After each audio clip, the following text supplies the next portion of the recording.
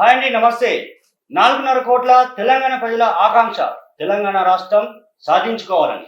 తొలి దశ ఉద్యమం నుంచి మలిదశ ఉద్యమం వరకు అమరులైన తెలంగాణ రాష్ట్రం కోసం బలిదానాలు చేసే అమరులైన కుటుంబాలు కూడా మనం ఈరోజు గుర్తు తెచ్చుకోవాల్సిన సందర్భం. అదేవిధంగా ఉద్యమ నాటి జ్ఞాపకాలు అంటే ఈ 10 సంవత్సరం దశాబ్ది ఉత్సవాలు ఎండింగ్ సందర్భంగా ఈ 10 సంవత్సరాలలో తెలంగాణ రాష్ట్రం ఎలా ఉంది, అదేవిధంగా తెలంగాణ ఉద్యమం సమయంలో ఎలాంటి పరిణామాలు ఎదురైనాయి, మనతో పాటు మాట్లాడడానికి ఉద్యమకారుడు అదేవిధంగా బీఆర్ఎస్ ఎంపీ క్యాండిడేట్ హన్మకొండ జిల్లా జడ్పీ చైర్పర్సన్ సుధీర్ బాబు గారు ఉన్నారు. సార్ నమస్తే అండి. నమస్కారం. ప్రేక్షకులందరికీ కూడా నమస్కారం. ఒక ఉద్యమకారునిగా అంటే తొలి దశ ఉద్యమం నుంచి మలి దశ ఉద్యమం ప్రతి ఒక్క తెలంగాణలో ఉన్న పౌరుని ఆకాంక్ష తెలంగాణ రాష్ట్రం సాధించుకోవాలని. ఎన్నో పరిస్థితులను మనం చూసాము. దాదాపు రాళ్ల దెబ్బలు, టియర్ గ్యాస్, అదేవిధంగా లాఠీ దెబ్బలు, వాటర్ క్యానన్స్, జైలు పోయిన సిచ్యువేషన్ ఇవన్నీ చూసారు. అంటే మీరు ఎలాంటి పరిస్థితులని ఎదుర్కొన్నారు ఉద్యమ సమయం? ఉద్యమ సమయంలో 2001లో స్టార్ట్ అయినప్పుడు జలసాధన ఉద్యమం కూడా జరిగిన తర్వాత అంటే జలసాధన కోసం అంటే తెలంగాణ రాష్ట్రానికి రావాల్సినటువంటి అనేక జలసాధన ఉద్యమం లోపల కూలీ పని చేసినాము. అన్నీ ఇక్కడ ధర్మసార మండలానికి ఇన్ఛార్జ్గా ఉంటే నేను. అదేవిధంగా బ్రిగేడియర్కి సంబంధించినటువంటి ఉద్యమం కూడా జరిగింది. బ్రిగేడియర్ల నియామకం కోసం కొరివికి పోయిన నేను. ఇవన్నీ జరిగినప్పటికీ కూడా అనేక ఉద్యమాల యొక్క స్ఫూర్తి ఏంటంటే తెలంగాణ రాష్ట్రం రావాలని. తెలంగాణ రాష్ట్రం రావాలి అంటే తెలంగాణకు జరిగిన అన్యాయాన్ని అరికట్టాలని. తెలంగాణకు ఏ విధంగా అన్యాయం జరిగింది అనేటువంటి విషయాన్ని స్పష్టంగా బోధించిండు కేసీఆర్ గారు. బోధించడం కానీ అనేక మీటింగ్లల్లో అనేక సందర్భాలలో చెప్పడం వల్ల ప్రజలు చైతన్యవంతమైంది. ప్రజలతోటి పాటుగా అనేక పార్టీలు, రాజకీయ పార్టీలు చైతన్యవంతమైనవి, తర్వాత ప్రజా సంఘాలు చైతన్యవంతమైనవి, ప్రజలు కూడా చైతన్యవంతమై సబ్బండ వర్ణాలు అందులో పాల్గొనే దిశలో కూడా తీసుకుపోయింది. కేసీఆర్ గారు లేకుంటే అసలు ఉద్యమమే లేదు. మలిదశ ఉద్యమానికి మూల కారణం కేసీఆర్ గారే కదా. 2001లో తెలంగాణ రాష్ట్ర సమితి పేరు మీద ఒక రాజకీయ పార్టీని ఏర్పాటు చేసి రాజకీయం ద్వారానే సాధించుకోవాలి తెలంగాణ రాష్ట్రాన్ని అనేటువంటిది ఆర్టికల్ 3 ప్రకారం. అంటే ఇవాళ బాబాసాహెబ్ అంబేద్కర్ రాసినటువంటి ఒక ఆర్టికల్ 3లో ఏ రాష్ట్రమైనా కావాలని కోరుకోవచ్చు, కానీ అది మెజారిటీ ఉండాలి, ఒక రాష్ట్ర ప్రభుత్వం యొక్క ఒపీనియన్ కూడా అవసరం లేకుండా చేసేటువంటిది ఆర్టికల్ 3. ఆర్టికల్ 3 ద్వారా రాజ్యాంగం ద్వారానే సంక్రమించినటువంటి ఈ రాష్ట్రం. కాబట్టి దీని ద్వారా అనేక ఉద్యమాలు చేయడం జరిగింది. ప్రజా ఉద్యమాలు జరిగినాయి, దీనిలో రాజకీయ పార్టీల ఉద్యమాలు జరిగినాయి, అనేక సార్లు ఎన్నికలకు పోవడం జరిగింది. ఎన్నికలు పోవడమే కాకుండా మేము వంట వార్పు లాంటి కార్యక్రమం కావచ్చు, తర్వాత ప్రజలను చైతన్యవంతం చేయడం కోసం సబ్బండ వర్ణాలు వచ్చినాయి. అసలు ఏ గ్రామం పూర్తిగా స్తంభించిపోయింది తెలంగాణ రాష్ట్రమే. ఆ విధంగా తీసుకొచ్చింది కేసీఆర్ గారి నాయకత్వంలో. అందుకే ఆ రోజు కూడా క్లియర్గా చెప్పింది ఏంటంటే ఉద్యమం ఓడిపోయిందని మాత్రం ఎప్పుడు అనుకోవద్దు అనేటువంటి ఒక స్ఫూర్తిని నింపండి ప్రజల్లో. అదేవిధంగా తెలంగాణ రాష్ట్ర సాధన యొక్క ముఖ్య అంశం ఏంటిది, ఎందుకు లాభం జరుగుతుంది, నీళ్లు, నిధులు, నియామకాల కోసం మనం పోరాటం చేస్తూ ఉన్నాం. ఇవన్నిటినీ ఒక రాష్ట్రంలో మనల్ని తెలంగాణ హైదరాబాద్ స్టేట్ని తీసుకుపోయి తెలంగాణను ఆంధ్రప్రదేశ్లో కలిపినప్పటి నుంచి జరిగినటువంటి అన్యాయాలు, వాటికి సంబంధించిన అనేక అంశాలను ప్రజలకు తెలియజేయడం జరిగింది. అంటే బోధించడం, సమీకరించడం, పోరాటం, ఈ 3 ఏదైతుందో బాబాసాహెబ్ అంబేద్కర్ గారు చెప్పినటువంటి యొక్క ఆశయ సిద్ధినే ఉన్నది. దాని ద్వారానే తెలంగాణ రాష్ట్రాన్ని సాధించుకోవాలి. అంటే ఇప్పుడు దాదాపు సకల జైలు రోడ్డు ఎక్కారు అంటే ఎలాంటి సిచ్యువేషన్ అప్పుడు మీరు ఎదుర్కొన్నారు? రోడ్డు ఎక్కినప్పుడు వంట వార్పు కార్యక్రమాలు జరిగేవి, పోలీసులు నిర్బంధించేది.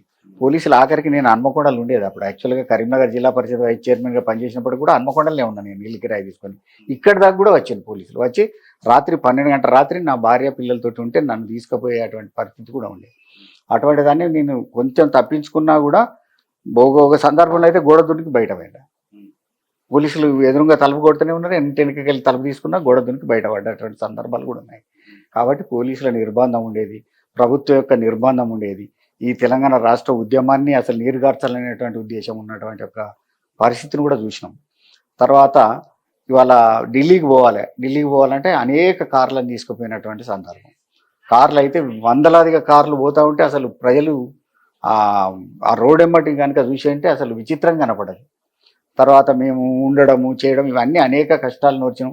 అసలు అటుకులు తినారా, ఏం తినని పరిస్థితి కూడా తెలియదు. అంటే ఉద్యమం యొక్క ఉర్రూతలు ఊగినటువంటి సందర్భాన్ని చూస్తే ఆ రోజు ఉన్నటువంటి యొక్క ప్రజలు కానీ యువకులు కానీ వాళ్ళు అసలు తిండిని కూడా లెక్క వేయాలి. అసలు ఉద్యమంలో అంత జోష్ మీద పనిచేసింది. ఆ జోషే ఇవాళ తెలంగాణ రాష్ట్రాన్ని సాధించుకొని తెలంగాణ అనేక రంగాలలో అభివృద్ధి పదంలో తీసుకుపోయి భారతదేశంలో ఒక మంచి రాష్ట్రంగా రూపుదిద్దుకునే సందర్భంగా దురదృష్టవశాత్తు ఇవాళ కాంగ్రెస్ ప్రభుత్వం వచ్చి రేవంత్ రెడ్డి గారి ప్రభుత్వం అయితే పూర్తిగా కేసీఆర్ గారిని టార్గెట్ చేసుకున్నట్టే తెలంగాణ టార్గెట్ చేసుకున్నట్టే. కేసీఆర్ గారు చేసిన పని అంతా కూడా తెలంగాణ రాష్ట్రం కోసమే కదా. రాష్ట్ర సాధన ఒకటైతే రాష్ట్రాన్ని అభివృద్ధి పదంలో సంక్షేమ కార్యక్రమాల్లో కూడా ప్రజలకు చెందాలి అనేటువంటిది, సంపద పెంచాలి ప్రజలకు చెందాలి అనేటువంటి ఆలోచనతో చేసినటువంటి సందర్భం. కాబట్టి ఇవాళ రేవంత్ రెడ్డి గారు ఏది చేసినా కూడా ఆ ప్రభుత్వం ఏది చేసినా ఇవాళ టీఎస్ తీసేసి టీజీ పెట్టిండు. టీఎస్ ఎందుకు తీసేయాలి? ఉత్తరప్రదేశ్ అంటే ఉత్తరప్రదేశ్ మీన్స్ స్టేట్ అని అర్థం. తెలంగాణ స్టేట్ టీఎస్ అని ఉన్నది. ఆ రోజు ఉద్యమంలో టీజీ తెలంగాణ అనేది జై తెలంగాణ ఉద్యమం కాబట్టి రాష్ట్రం కాలే. అప్పటికి ఇంకా రాష్ట్రం ఏర్పడిన తర్వాత తెలంగాణ స్టేటే అవుతుంది. అది తెలంగాణ స్టేట్ అయింది కాబట్టి టీఎస్ పెట్టిండ్రు. దాన్ని తీసేస్తాము, లేకపోతే లోగోల తెలంగాణ లోగోలు ఉన్నటువంటి లోగోల కాకతీయ ద్వారం తీసేస్తాము, చార్మినార్ తీసేస్తాము. ఏమైనా ఉన్నదా అసలు? అవి ఎక్కడన్నా ఆరు గ్యారంటీలలో లేదు, 420 హామీలలో లేవు. లేని ఏమో చేస్తానంటే ఉన్న ఏమో చేయవు. ఇటువంటి యొక్క ప్రభుత్వాన్ని ప్రజలు అసహించుకుంటారు ఇవాళ తెలంగాణ ప్రజలు అందరూ కూడా ఇవాళ ఒకవేళ పంటలు వండకపోతే అసలు ముగులు వైపు చూసేటోళ్ళు అసలు ప్రజలు. ఇవాళ తెలంగాణలో ప్రజలందరూ కేసీఆర్ వైపు తిరిగి చూస్తారు. అంటే కేసీఆర్ గారు ఉంటే మాకు ఏమీ జరగదు, అంత లాభం జరుగుతుంది, ఈ ప్రజలకు అంత సంక్షేమం జరుగుతుంది, ఈ ప్రజలందరూ సుభిక్షంగా ఉంటారు, సుఖశాంతులతో ఉంటారు అనేటువంటి భావజాలం ప్రజల లోపల ఉన్నది. కాబట్టి తిరిగి తెలంగాణ ప్రజలందరూ కూడా కేసీఆర్ వైపే చూస్తారు. 10 జిల్లాల తెలంగాణ రోడ్డెక్కిన సందర్భం దాదాపు ఎన్నో లాఠీ దెబ్బలు, విద్యార్థులు దాదాపు అమరవీరులైన సిచ్యువేషన్లో శ్రీకాంతాచారి సాక్షిగా మనం ఉవ్వెత్తున ఎగిసిన ఉద్యమం.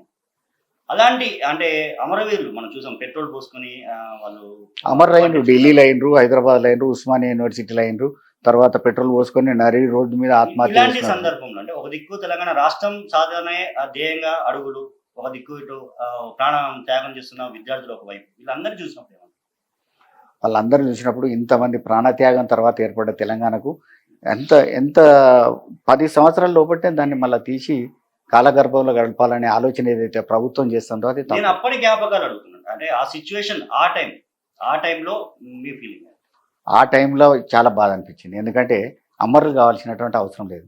కేసీఆర్ గారి నాయకత్వంలో ఏం చేసిందంటే అహింస ద్వారా మనం తెలంగాణ రాష్ట్రాన్ని సాధించుకుంటాం. అది కూడా రాజ్యాంగం పొందుపరిచినటువంటి ఆర్టికల్ 3 ద్వారానే తెలంగాణ రాష్ట్రం వస్తుంది. కాబట్టి మనందరము కలిసి చేయాలి అనేటువంటి ఆలోచనను కొంత యువకులైన వాళ్ళు ఉర్రూతలు ఊగినటువంటి వ్యవస్థ చూసినాము. తర్వాత ఉద్వేగభరిత క్షణాలు చూసినాము. కాబట్టి వాళ్ళు తట్టుకోలేని పరిస్థితుల్లో ఆత్మహత్య చేసుకున్నటువంటి నిజంగా బాధ అనిపించింది. అది చాలా బాధాకరమైన విషయం. ఏంటంటే ఆత్మత్యాగం చేయడం బాధాకరమైన విషయం. ఎందుకంటే వచ్చిన తెలంగాణ అనుభవించేది యువకులే కదా. ఈ యువతకు రావాల్సినటువంటి ఉద్యోగాలు ఉన్నాయి, ఇవన్నీ ఉన్నాయి. కాబట్టి ఇక్కడ రావాల్సినటువంటి సత్ఫలితాలు, రావాల్సినటువంటి తెలంగాణ రాష్ట్ర సాధన ద్వారా అవన్నీ పొందలేకపోయినటువంటి బాధ కలిగింది ఒకటి. తర్వాత కేసీఆర్ గారు కూడా అదే ఉంటుంది దాదాపుగా. ఎందుకంటే నేనున్నా కదా ఏదైనా చేయడానికి, మీరందరూ ఎందుకు ఇంతగానం చేస్తారనేటువంటి ఆలోచన ఉన్నది. కానీ యువకుల లోపల ఉద్వేగం ఉంటుంది ఎక్కువ, ఉత్తేజం ఉంటుంది ఎక్కువ, తర్వాత జోష్ ఉంటుంది ఎక్కువ. కాబట్టి కొంతమంది ఆత్మత్యాగం చేసుకున్నారు. అది నిజంగా బాధాకరమైన విషయం. ఓకే, ఇంకా ఇలాంటి సందర్భాలు మీకు ఏమేమి లేనాయి అంటే అలనాటి జ్ఞాపకాలు? 2001 నుంచి 14 వరకు అనేకమైన జ్ఞాపకాలు ఉన్నాయి. ఎందుకంటే కేసీఆర్ గారిని మేము స్వయంగా చూసినాం. వారు తెలంగాణ కోసం అసలు అహర్నిశలు కృషి చేసిండు. తెలంగాణ రాష్ట్ర సాధన లోపల అనేక ఉద్యమాలు చేయడం కాకుండా ఎన్నికలు ప్రతిసారి ఎన్నికలను సృష్టించి ఆ ఎన్నిక ద్వారా ప్రజల లోపల వ్యాప్తి జరగాల, భావవ్యాప్తి జరగడం కోసం చేసిండు. అదేవిధంగా అనేక రాజీనామాలు కూడా కారణమైంది. అంటే త్యాగాల పునాదుల మీద ఇవాళ తెలంగాణ రాష్ట్రం ఏర్పడదు తప్ప వట్టిగా ఆషామాషిగా ఎవరో ఇస్తేనో ఎవరో తీసుకుంటేనో వచ్చినటువంటి తెలంగాణ కాదు. త్యాగాల పునాదుల మీద వచ్చింది. తర్వాత కేసీఆర్ గారి నాయకత్వం లోపల సబ్బండ వర్ణాలు ఏకం అవడం వల్ల వచ్చింది.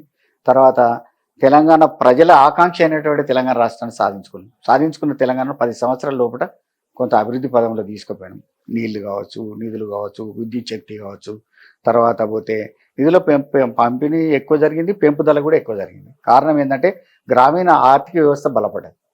మనం కనుక చూస్తే గ్రామీణ ప్రాంతంలో ఉండేటువంటి వ్యవసాయ రంగంలో 68 లక్షల మెట్రిక్ టన్నుల యొక్క వరిధాన్యం పండేది ఇలా 3 కోట్ల మెట్రిక్ టన్నులు దాటింది. అంటే పంజాబ్ను తలదన్నేలాగా ఆంధ్రప్రదేశ్ లోపల కాకుండా తెలంగాణలో జరిగింది.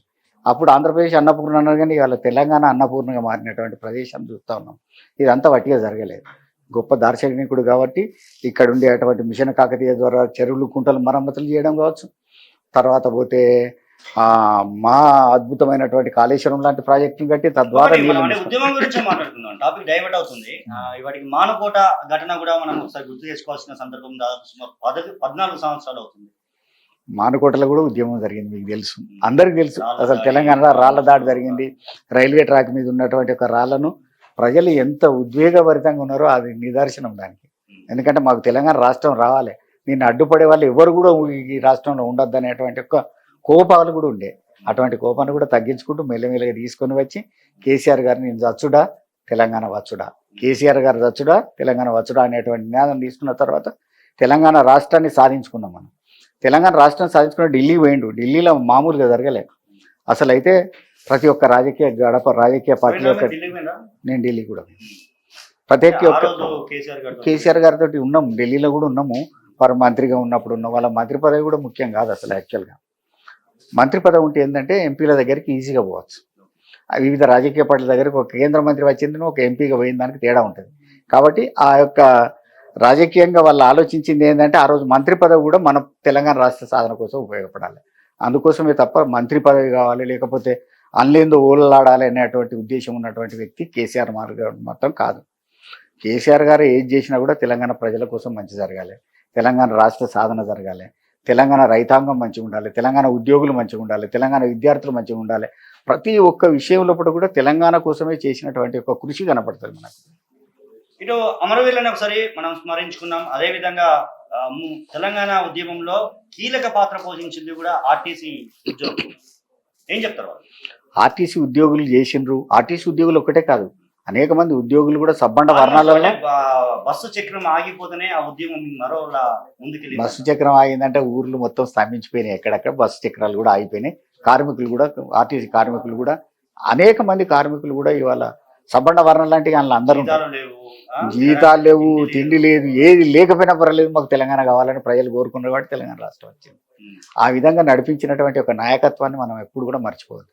అటువంటి తెలంగాణ రాష్ట్ర సాధన లోపల ఇవాళ ఆర్టీసీని కార్మికులు పనిచేస్తే వాళ్ళందరినీ కూడా ప్రభుత్వ ఉద్యోగులుగా చేయాలని ఆలోచన చేసింది.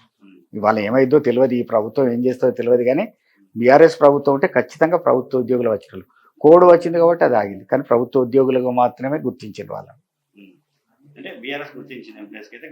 గౌరవం ఇచ్చింది. ఇవాళ తెలంగాణ రాష్ట్రంలో కనుక చూస్తే నంబర్ 1 సాలరీస్ ఇన్ ఇండియా. భారతదేశంలో మొట్టమొదటిసారిగా అత్యధిక జీతభత్యాలనే తెలంగాణ రాష్ట్రంలో. కాబట్టి ఆ తెలంగాణ ఉద్యోగులకు తెలుసు అది. కానీ ఏదో చిన్న చిన్న ఆలోచన చేస్తుంటారు, కొంచెం కొంచెం రాని దాని మీద పట్టుకుంటారు. ఉద్యమకారులు లేక మీరు దాదాపు ఉద్యమకారులు బయటికి వెళ్ళారు, దాదాపు రోడ్లు ఎక్కారు, ధర్నాలు రస్తారోకలు చేశారు. ఓకే, మీకు పొలిటికల్ అంటే వివిధ పార్టీల నుంచి అప్పుడు సపోర్ట్ ఇలా ఉంది అంటే అంటే డైరెక్ట్ వాళ్ళు మాట్లాడకుండా కూడా ఫోన్ చేసి అట్లా ప్రభుత్వం కాంగ్రెస్ ప్రభుత్వం ఉండేప్పుడు కాంగ్రెస్ ప్రభుత్వంకు తెలంగాణ ఇవ్వాలని అక్కడున్నదా ఇక్కడున్నదా అనేది తెలియదు. రాజశేఖర రెడ్డి గారు ఇక్కడ ముఖ్యమంత్రి నిర్బంధం చేసింది. ఇక్కడ మేము 16 మంది ఎలక్షన్లో పోతే డబ్బులు పెట్టైనా ఆఖరికి వాళ్ళని ఓడగొట్టాలి అని ఆలోచన చేసి 16 మంది కంటెస్ట్ చేస్తే 7 గెలిచి 9 మందిని ఓడగొట్టిండే. మేము చేసిందేమో తెలంగాణ కోసం రాజీనామా చేసినటువంటి ఎమ్మెల్యేలను ఓడగొట్టేటువంటి పరిస్థితి ఆనాడు ఉన్న కాంగ్రెస్ ప్రభుత్వం చేసింది. కాబట్టి ఎవ్వరు అనుకూలించలేదు, కానీ కంపల్షన్ క్రియేట్ చేసినాం రాజకీయ పార్టీలకు. 2004లో మాతో కలిసి పోటీ చేసేలాగా కాంగ్రెస్, 2009లో మా కూటమి పేరు మీద చంద్రబాబు నాయుడు గారిని, అంటే ప్రతి ఒక్క రాజకీయ పార్టీని రంబ్లింగ్ చేసేసినాం మనం. కాబట్టి ఉద్యమం మీరు అన్ని పార్టీలని రంబ్లింగ్ చేసిన అంటున్నారు, బట్ కాంగ్రెస్ ఎందుకు చేయలేకపోయారు? కాంగ్రెస్ కూడా రంబ్లింగ్ చేసినాము. కాంగ్రెస్లో ఉన్న ఒక వర్గము తెలంగాణ ప్రాంతానికి సంబంధించిన రాజకీయ నాయకులు అందరూ కూడా ఒక తాటి మీదకి వచ్చిండ్రు ఒక సందర్భంలో. అన్న దాంట్లో భాగమే జేఏసీ అందరం రాజీనామా చేస్తామన్నారు. అందరు జేఏసీలకు వచ్చింది. వాళ్ళు జేఏసీ పెట్టేటప్పుడు కూడా ఆలోచించి ఆ రోజు ఉన్నటువంటి ఒక జయశంకర్ సార్ను ఉండమంటే ఇక నేను ఎందుకు వేరే వాళ్ళని చూసుకుంటే మంచిగా ఉంటుంది కదా, ఎందుకంటే నేను ఒక రాజకీయ పార్టీకి సూత్రీకరణ చేస్తాను అనేటువంటి ఆలోచనతో ఉంటారు. కాబట్టి వేరే టోళ్ళని పెట్టుకుంటే కోదండరామ్ తీసుకొచ్చి పెట్టిండ్రు. అప్పుడు పెడితే కోదండరామ్ గారి పరిస్థితి వాళ్ళు చూస్తున్నాం కదా, ఆయన పరిస్థితి ఏందో, ఆయన ఎమ్మెల్సీ టికెట్.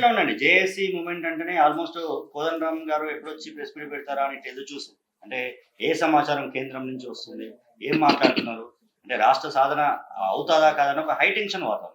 ప్రెస్ మీట్ తను వచ్చి ఒక మాట పల్లకే దాదాపు 4 కోట్ల మంది తెలంగాణ ప్రజలు ఎదురు చూసేది. అంటే జేఏసీ చైర్మన్ ఎవరున్నా జరుగుతుంది అట్లా. ఎందుకంటే ఆ చైర్మన్గా ఏం చెప్తాడు అనేటువంటి అంశాన్ని చూస్తారు ప్రజలు. కాబట్టి ఆ రోజు కోదండరామ్ గారు ఉన్నారు కాబట్టి కోదండరామ్ గారు, ఆ రోజు ఎవరు చైర్మన్గా ఉన్నా కూడా ఆ చైర్మన్ గారి యొక్క మాట కోసం అసలు ఏమొస్తుంది సమాచారం అనేటువంటి అంశం. మీ మీ అంటే ఇంపార్టెంట్ ఏమొస్తుందంటే ఇక్కడ తెలంగాణ రాష్ట్రం యొక్క అవతరణ ముఖ్యమైనది. కాబట్టి దాని మీద ఏ అంశం మాట్లాడతారు, ఏం మాట్లాడతారో ప్రతిది కూడా ఇంపార్టెంట్ అవుతుంది. అట్లా నాయకుడిగా ఆయన మాట్లాడి ఉంటాడు. కానీ ఇవాళ చూస్తున్నాం మనం ఇప్పుడు కోఆర్డినేషన్ ఎట్లుండే జేఏసీకి మీకు కోఆర్డినేషన్? జేఏసీకి మాకు కోఆర్డినేషన్, జేఏసీ ఎందుకు ఏర్పడదంటే అనేక రాజకీయ పార్టీలకు అందులో ఆస్కారం కల్పించాలి. అందులోకెళ్ళి తెలుగుదేశం ఉడవిక్కుని ఆల్రెడీ వెళ్ళిపోయింది అప్పటికే. తర్వాత కాంగ్రెస్ పార్టీ ఒకటి ఉన్నది, కానీ ఉన్నా కూడా వాళ్ళు కూడా ఆటంకాలు సృష్టించడమే. తెలంగాణ రాష్ట్రం రావద్దని ఆకాంక్షించే ఆంధ్రకు సంబంధించిన నాయకత్వం ఇక్కడ ఉన్నది కాబట్టి తప్పకుండా రావద్దనే ఆలోచనే ఉన్నది వాళ్ళకు. ఇవాళ చూడుండ్రి మీరు, తెలంగాణ రాష్ట్ర ఆవిర్భావం తర్వాత తెలంగాణ రాష్ట్రం రావద్దు అని ఏవైతే కోరుకున్నాయో ఇవాళ తెలంగాణ రాష్ట్రంలో కేసీఆర్ గారి నాయకత్వంలో కూడా ఇంత మంచిగా తెలంగాణ కావద్దని కోరుకునే అనేక రాజకీయ పార్టీలను చూస్తూ ఉన్నాం మనం.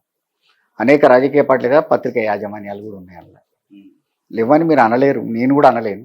ఎందుకంటే కొన్ని పత్రికలు ప్రత్యేకంగా పనిగట్టుకొని తెలంగాణ ఫెయిల్ అయిందని అనిపిద్దామని కొన్ని ప్రయత్నం చేస్తే ఫెయిల్ కాలే కదా. ఫెయిల్ కాలేదు కాబట్టి తెలంగాణ రాష్ట్రం యొక్క రియల్ ఎస్టేట్ చూసినా, ఆ గ్రామీణ ఆర్థిక వ్యవస్థ చూసినా, మత్స్య పారిశ్రామికులకు వాళ్లకు మత్స్య కార్మికులకు ఏ విధంగా ఉపాధి కల్పినా, చేనేత కార్మికులకు జరిగిన, గౌడ సోదరులకు జరిగిన, ఇట్లా అనేక అంశాలు తీసుకున్నప్పుడు తెలంగాణలో జరిగినటువంటి యొక్క అభివృద్ధి సంక్షేమ కార్యక్రమాలు యావత్ భారతదేశంలో ఎక్కడ కూడా జరగలేదు. నంబర్ 1 స్టేట్గా ఉన్నది అలా. తెలంగాణ రాష్ట్రం ఏర్పడాలనుకున్నారు. ఓవరాల్ గా అందరి ఆకాంక్ష మేరకు ఏర్పడింది. తర్వాత మన దశాబ్ది ఉత్సవాలు కూడా ఆల్మోస్ట్ ముగింపు దశకు వచ్చేసాయి. ఈ 10 years గడిచిపోయింది. 10 years గడిపోయినా జూన్ 1వ తారీఖు నాడు అమరుల త్యాగం కూడా చాలా ముఖ్యం. ఎందుకంటే ప్రాణత్యాగం చేసి వాళ్ళ తెలంగాణ రాష్ట్రం సాధించుకున్నారు కదా, ఖచ్చితంగా వాళ్ళ నివాళులు అర్పించడం కోసమే క్యాండిల్ ర్యాలీ ఉంటుంది. ఈ ర్యాలీలో అంటే తర్వాత మాట్లాడుకుందాం. అంటే నేను ఈ 10 years అంటే 10 సంవత్సరాలు అప్పుడే గడిచిపోయింది. అంటే ఈ 10 years లో జరిగిన పరిణామం అంటే రాష్ట్రం సాధించుకున్నాక అంటే 75 సంవత్సరాల స్వాతంత్ర్యం ఉన్నది. ఆ స్వాతంత్ర్యంలో జరిగిన అభివృద్ధి తెలంగాణ రాష్ట్రంలో ఒక 10 years లోపల అసలు మార్పు పూర్తిగా జరిగిపోయింది. ఇంకా కొంచెం కాలం ఉండేది ఉండే, ఇంకా కొంచెం మిగిలిపోయినాయి, అవి కూడా కంప్లీట్ చేయాల్సి ఉండే. కానీ ప్రభుత్వం అనుకోకుండా పక్కకు జరిగిపోయింది. కొద్ది ఓట్ల తేడాతోటి పోయింది. కానీ ఆ ప్రభుత్వం పోయిన తర్వాత పోయిన 2-3 నెలలకే అసలు ప్రజలలో మార్పు వచ్చేసింది. అరే మేము ఎందుకు ఓడగొట్టుకున్నాము, ఏం జరిగింది, అసలు మాయ జరిగిందా, ఏం జరిగింది అనేటువంటి ఆలోచనతోటి ఇవాళ తెలంగాణ విధ్వంసం అయితే అంటే చూస్తూ ఉంటే బాధపడుతూ ఉన్నాం.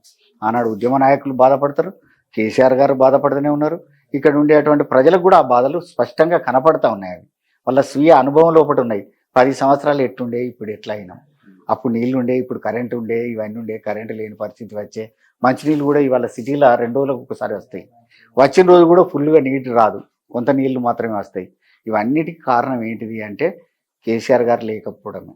కేసీఆర్ గారు మాట సార్, నేను అంటే కేసుల గురించి మాట్లాడుతున్నాను సార్. అంటే మీరు ధర్నాలు రస్తారోకోలు చేసిన టైంలో అనేక కేసులు ఒక్కొక్క ఉద్యమకారుల మీద, రైల్వే కేసులు ఉన్నాయి కొన్ని. ఆ పరిస్థితులు ఎలా ఉన్నాయి? మీరు కోర్టు చుట్టూ అటు తిరిగేది, మళ్ళీ ఉద్యమంలో తిరిగేది. ఇక కోర్టు చుట్టూ తిరిగేదంటే తిరగాల్సిన పరిస్థితి వచ్చినప్పుడు, డేట్ వచ్చినప్పుడు అందరం పోయేది వచ్చేది, అదంతా జరిగింది అనుకోండి. కానీ ఉద్యమం చేసినా కూడా ఆ రోజు మేము సంతృప్తి ఉండే. ఎందుకంటే మేము ఉద్యమం చేస్తున్నాం, మా స్వరాష్ట్ర సాధన కోసం చేస్తున్నాం అనేటువంటి భావజాలం మాలో ఒకటి ఉండే. మాకు ఏనాడు కూడా కొద్దిగా కూడా మాకు బాధ కలగలేదు. కానీ అనేక బాధలు అనుభవించినా కూడా అవి సంతోషంగా స్వీకరించినాం. ఎందుకంటే ప్రజలకు విముక్తి జరుగుతూ ఉన్నది తెలంగాణ రాష్ట్రం లోపల.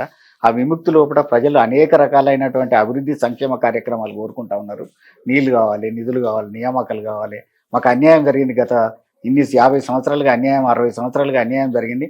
ఈ 60 సంవత్సరాల అన్యాయాన్ని ఒక్కసారి మేము చేసుకుంటాము, మంచిగా అవుతాము అనేటువంటి ఆలోచన ఉన్నప్పుడు ఉద్యమం మాకు పెద్దగా ఏమీ అనిపించలేదు. మేము అనేక సార్లు జైలుకు పోయినా కూడా జైలు జీవితం కూడా మంచిగా అనిపిస్తుంది. అంటే ఇప్పుడు అంటే కోర్టుకు పోయినప్పుడు అంటే పోలీసులు ఏదో ఒక కేసు పెట్టేసి ఏదో కేసు పెడతారు, కేసు పెట్టిందనేటువంటి కేసు పెట్టినా కూడా సంతోషంగా పోయినాం. నిజంగా చెప్తాను కదా, ఆ రోజు మేము కేసు ఉన్నది అని బాధపడలే. బాధపడకుండా సంతోషంగా పోయిన కారణం ఏంటంటే తెలంగాణ రాష్ట్రం మా కళ్ళ ముందర కనపడుతుంది కాబట్టి దానికోసం పోయినాం. మా కళ్ళ ముందు ఆవిష్కరణ కాబోతున్న రాష్ట్రం రావాలి అనేటువంటి ఆలోచనతో పోయినాం కాబట్టి ఉద్యమంలో అసలు ప్రాణత్యాగం చేసిన వాళ్ళది ఎంత ఉన్నది. ఇప్పుడు మేమంటే ఉద్యమంలో జైలుకు పోయినాం కావచ్చు, లేకపోతే అనేక రకాలుగా ఉద్యమాల లోపల పోలీసుల హింసకు గురైనాం కావచ్చు, ప్రభుత్వం యొక్క ఒత్తిడి కారణమైంది కావచ్చు. ఏది జరిగినప్పటికీ కూడా ఇవాళ మేము సంతోషంగా ఉన్నామంటే కారణం అదే. తెలంగాణ రాష్ట్ర సాధన చేసుకున్నాం. జైలు పోయినా అన్నారు, జైల్లో సిచ్యువేషన్ ఎట్లా ఉంది? ఇక జైల్లో సిచ్యువేషన్ అంటే నేను 3 సార్లు పోయినా, 3 times. 3 times పోయినా కానీ ఇక ఆడ ఏ ఉంటుంది. సందర్భం 3 సార్లు ఏ సందర్భం ఉండేది? ఒకసారి ఏమో అక్కడ ఉస్నాబాద్ ఎమ్మెల్యే ఉండే ప్రవీణ్ రెడ్డి, వాళ్ళ ఇంటి మీదకి దాడికి పోయినప్పుడు ఒకసారి, తర్వాత ఇంకోసారి రైల్వే ట్రాక్ ఫస్ట్ టైం పోయినప్పుడు ఒక 2 రోజులు ఉన్నాం, తర్వాత ఒక 3 రోజులు ఇంకోసారి ఉన్నాం, తర్వాత ఒక 2 రోజులు అట్లా ఉన్నప్పటికీ కూడా మాకు పెద్దగా ఏమనిపించలేదు. ఏంటంటే కారణం అక్కడ సరే ప్లేట్లు తీసుకున్నప్పుడు బాగా అనిపించేది కొంత, అరే ఈ ప్లేట్లలో అందరు ఇట్లనే ఈ వీడికి వచ్చేటోళ్ళు అందరూ కూడా కేవలం మేమే కాదు కదా, ఉద్యమకారులమే కాకుండా అనేక కేసులలో కూడా వచ్చేవాళ్ళు. కొంతమంది మర్డర్ కేసులు ఎన్నికిన వాళ్ళు, కొంతమంది మా జైళ్ళకు రకరకాలుగా ఉంటారు. వాళ్ళతోటి సహజీవనం చేసేటప్పుడు అరే వాళ్ళందరికంటే మేము చేసేది మంచిది అనేటువంటి భావం మాత్రం మాకు కలిగేది. కాబట్టి ఆ రోజు ఏ ప్లేట్లో తిన్నామా, ఏ గ్లాసులో నీళ్లు తాగినామా, ఏ గ్లాసు ఉద్యమం కోసం ఒక రాష్ట్రం సాధన కోసం మేము ఫైట్ చేస్తుంటే మీరెందుకు ఈ పనులు చేసి వచ్చింది అలాంటి సిచ్యువేషన్ ఎప్పుడన్నా మీకు టాపిక్ వచ్చింది అక్కడ? ఏ టాపిక్ అంటే వచ్చింది, మాట్లాడేది వాళ్ళు కూడా మాట్లాడేది, కానీ వాళ్ళకు కూడా తెలుసు అరే రాష్ట్రం రాకపోతే మా ఆర్థిక పరిస్థితి దెబ్బతింటే అనేక రకాలైనటువంటి మానసిక స్థితిగతులు కూడా మంచిగా ఉంటాయి కదా, జీవన విధానం మంచిగా లేనప్పుడు స్థితిగతులు మంచిగా ఉంటాయి. ఇవన్నిటి కారణం కూడా తెలంగాణ రాష్ట్రం రావాలని కోరుకునేవాళ్ళు. వాళ్ళు నేరస్తులు కూడా, నేరస్తులు కోరుకున్నా మీ అందరం కూడా నేరస్తులుగా మేము ఆడికి పోయినా కూడా మేము నేరస్తులం కాదు కదా, తెలంగాణ రాష్ట్ర సాధన కోసం ఉద్యమంలో పోయినాం అనేటువంటి ఉద్దేశం మాత్రం మాకు ఉండేది. అంటే ఇప్పుడు స్వతంత్ర ఉద్యమ సమయంలో ఎవరైతే ఆ స్వతంత్రం కోసం పోరాడిన వ్యక్తులు ఉన్నారో వాళ్ళని ఫ్రీడమ్ ఫైటర్స్ గా అనౌన్స్ చేసింది అప్పుడు ప్రభుత్వం గుర్తించింది. ఓవరాల్ గా భారతదేశ వ్యాప్తంగా అందరికీ గౌరవం ఇచ్చింది. ఎందుకు తెలంగాణ రాష్ట్రంలో ఈ 10 సంవత్సరాలు ఉద్యమకారులని ఫ్రీడమ్ ఫైటర్స్ గా అనౌన్స్ చేయాలి? ఫ్రీడమ్ అంటే స్వాతంత్రం. Yeah. భారతదేశానికి స్వాతంత్రం వేరు, ఒక రాష్ట్ర సాధన వేరు, రెండింటికి డిఫరెన్స్ ఉన్నది. Mm. వాళ్ళు ఒకవేళ చేసేదంటే తెలంగాణ రాష్ట్రాన్ని కనుక చేసుకుంటూ వస్తే అవుతుంది కావచ్చు, ముందు ముందు కూడా అవుతుంది. ఎందుకంటే అంటే మీరు కొట్లాడిన 10 years మీరే బీఆర్ఎస్ లో స్వాతంత్ర పోరాటం చేసిన తర్వాత ఎన్ని సంవత్సరాలకు స్వాతంత్ర సమరయోధులు ఉన్నారు ఇప్పుడు ఉండే, చాలా సంవత్సరాలు గడిచిన తర్వాత ఇందిరాగాంధీ రష్యాకు పోయిన తర్వాత అరే రష్యన్ అమౌంట్ ఉన్నది కదా ఇక్కడ, అట్లనే రాజులకు రాజాభరణాలు రద్దు చేసినాం కదా, ఆ డబ్బంతా ఉన్నది కదా, దానికి సంబంధించిన వడ్డీ ఉన్నది, ఆ పైసలు ఈ స్వాతంత్ర సమరయోధులకు ఇస్తే బాగుంటుందని ఇందిరాగాంధీ చేసింది ఆ రోజు. అది చాలా సంవత్సరాల తర్వాత ఉద్యమం నడిచి స్వాతంత్ర్యం వచ్చినాక చాలా సంవత్సరాల తర్వాత. ఇక్కడ కూడా మొన్ననే కదా, ఒక 10 సంవత్సరాల క్రితం మేము కొత్త వేరే రాష్ట్రంలో చాలా మందికి ఉన్న ఆలోచన అంటే ఇస్తే బాగుండు వాళ్ళని ఒక గుర్తించి ఇక ఉంటుంది. ఇగో ప్రతి మనిషికి ఒక ఆశ ఉంటుంది, తప్పకుండా రావాలి అనేటువంటిది ఉన్నది, మాకు కూడా ఉంటుంది. కానీ ఫస్ట్ ప్రజలకు మంచిగా జరగాలి, ప్రజలకు మంచి జరగాలి, తెలంగాణ ప్రజానికానికి తెలంగాణ రాష్ట్రానికి మంచి జరగాలి, తర్వాత మాకు కూడా జరుగుద్ది అనేటువంటి ఆలోచన ఉన్నది ఉద్యమ నాయకులకు. ఒకసారి కేసీఆర్ గారు అరెస్ట్ కరీంనగర్ నుంచి వస్తా అంటే మానకొండూరు దగ్గర చేసినాడు, అలుగునూరులో. ఏం చెప్తారు అక్కడి నుంచి ఒకసారి? ఆ రోజు కేసీఆర్ గారు బయలుదేరే ముందు చక్కగా వారు సిద్దిపేటకు పోవాల్సి ఉండే, కానీ డైరెక్ట్ డైవర్ట్ చేసుకున్నారు, చక్కగా తీసుకొచ్చి ఖమ్మం జైల్లో పెట్టారు. ఖమ్మం జైలు ఏంటంటే నేరస్తులకు పెట్టే జైలు, అసలు పెద్ద జైలు కూడా కాదు, ఒక రాజకీయ వరంగల్లో అనుకున్నారు, వరంగల్లో చేయాలి కానీ తీసుకుపోయి ఖమ్మంలో, వరంగల్లో ఏంటంటే మళ్ళీ ఉద్యమం బాగా అవుతుంది అనేటువంటి ఉద్దేశం. భయపడదు పోలీసు, భయపడదు ప్రభుత్వం, భయపడదు, కేవలం కేసీఆర్ గారిని చూసినాకనే భయం ఎక్కువ. కేసీఆర్ గారి నాయకత్వంలో ప్రజలందరూ సబ్బండ వర్ణాలు ఏకమైన ఊర్లో కూడా అడ్డుకున్న సిచ్యువేషన్ వచ్చింది. కోతులు నడమలు అయింది, ఎల్కతుర్తిలో అయింది, తర్వాత మానకొండూరులో అయింది, రకరకాలుగా వరంగల్ అయింది, అంతటా అవ్వకుండా పోయింది. అయినా లాస్ట్ ఖమ్మంలో తీసుకుపోయి ఖమ్మంలో జైలు వేసి, జైలు అది 3rd క్లాసు అది జైలు కూడా, అది 4th క్లాస్ జైలు యాక్చువల్గా, వాటి గుడంబులను పెట్టి అటువంటి ఒక జైలు అది. ఆ జైల్లో తీసుకుపోయి ఒక రాజకీయ ఖైదీని తీసుకుపోయి అలా పెట్టద్దుగా. కేసీఆర్ గారి నాయకత్వం, కేసీఆర్ తోటి రాజయ్య యాదవ్, తర్వాత కెప్టెన్ లక్ష్మీకాంతరావు, తర్వాత 5 మొత్తం. మొత్తానికైతే తెలంగాణ రాష్ట్రం సాధించుకున్నారు, అయిపోయింది. ఇప్పటి వరకు అందరూ తెలంగాణ రాష్ట్రం సాధించుకున్న సంతృప్తి లేదు ఇవాళ. ఎందుకంటే తెలంగాణ రాష్ట్రం సాధించుకున్నాక అనేక రకాలుగా చేసుకున్నాము, తెలంగాణ సంస్కృతిని తీసుకున్నాం. ఇప్పుడు కాకతీయ కళాతోరణం అంటే అది బీసీ రాజులు, బీసీలు రాజులు కావడమే చాలా తక్కువ. అటువంటిది బీసీ రాజులు వచ్చినటువంటి కాకతీయ కళాతోరణం అందుకెళ్ళి తీసేస్తామంటే వరంగల్ ప్రజలకు ఎంత ఉడకాలి అసలు. అవన్నీ చేస్తూ ఉన్నాడు ఇవాళ ముఖ్యమంత్రి. అంటే కేవలము అక్కసు, కేసీఆర్ గారికి పేరు దక్కద్దనే అక్కసు ఒకటే ఉన్నది తప్ప ఇంకా వేరే ఏమున్నా చెప్పు ఆయనకు. ఏమో ఆయనను అడగాలి, అది ఆయనకి ఏమన్నా మానసిక స్థితిగతి సరిగా లేదా నాకు అయితే అర్థమవుతలేదు. తెలంగాణ ప్రజల ఆకాంక్ష అది. తెలంగాణ రాష్ట్రంలో ఉన్నటువంటి ఒక చార్మినార్ అనగానే చార్మినార్ 400 సార్లు హమారా అని చార్మినార్ పెట్టిండ్రు. అక్కడ 400 సంవత్సరాల చరిత్ర కలిగినటువంటి హైదరాబాద్ నగరం. కాకతీయ సామ్రాజ్యం అంటే 13 శతాబ్దంలో ఇక్కడ పరిపాలించినటువంటి కాకతీయ సామ్రాజ్యం. వాళ్ళేమో సామంతరాజులు అక్కడ, మొఘల్ సామ్రాజ్యం కింద బానిసరాజులు వాళ్ళు. ఇక్కడనేమో వీళ్ళు ఉన్నదేమో బీసీ రాజులు. అంటే బీసీలు ఉండద్దా ఇక్కడ? లాస్ట్ టైం వారసం తీసుకొచ్చి ఉత్సవాలు చేశారు కదా కాకతీయుల. ఆయన బంజిదేవును చేసినాం కానీ ఏది చేసినా, ఉత్సవాలు ఏది చేసినా కూడా ఇవాళ తొలగించడం అనేది తప్పు. మేడిగడ్డ మీద ఏం కక్ష? రైతులకు నీళ్లు పోవాలన్నా వద్దా? ఇవాళ గదే చెప్తాను కదా, మేడిగడ్డ రిపేర్ చేసుకోవాలి, మిగతా నీళ్ళు ఇచ్చుకోవాలని. రిపేర్ చేయకుండా దాన్ని ఆపి దాన్ని బ్లేమ్ చేయడం, ఎవరు చేసిందో అని చెప్పడం అనేది తప్పు కదా. అసలు ప్రపంచంలో ఇదే మొట్టమొదటిసారి జరిగినట్టు, ఎక్కడ ఎటువంటిది జరగనట్టు చెప్తే తప్పు. ఎందుకంటే కడెం ప్రాజెక్టు కూడా కొట్టుకపోయింది, గేట్లు కొట్టుకపోయినాయి.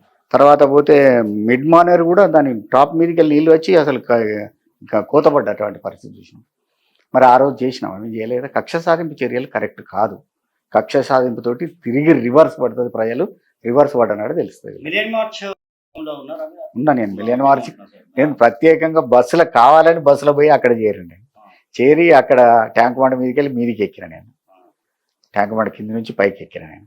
తర్వాత మిలియన్ మార్చ్లో ఫస్ట్ మిలియన్ మార్చ్ మీటింగ్ అక్కడ జరిగింది, అక్కడికి పోయినాం.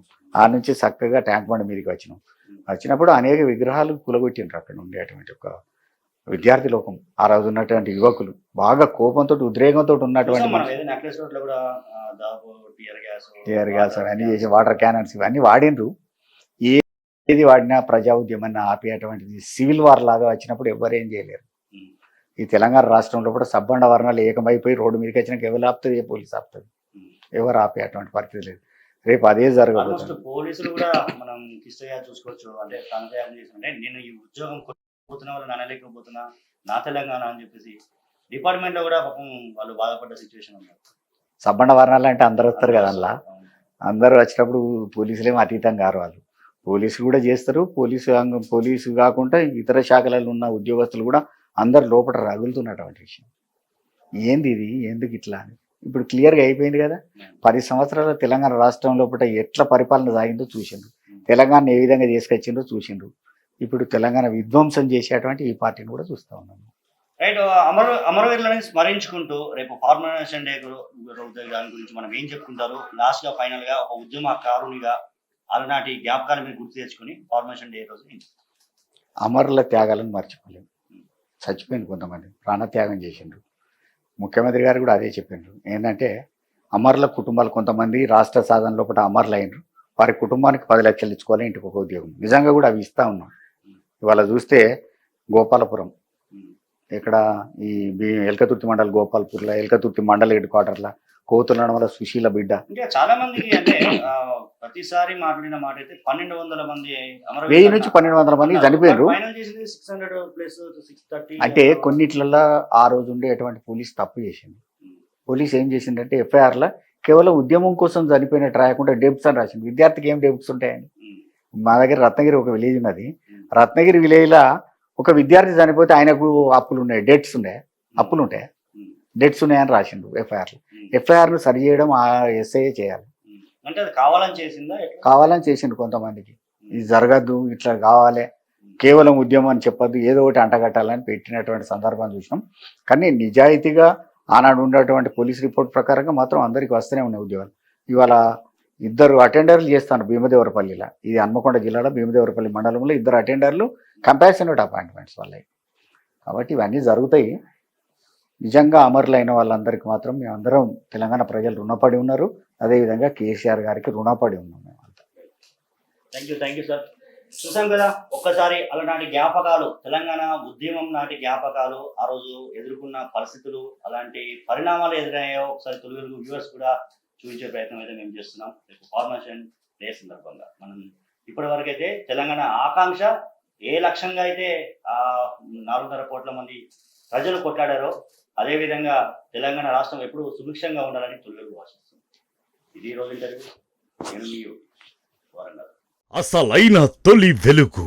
ఫాలో వాట్సాప్ @తొలి వెలుగు అఫీషియల్.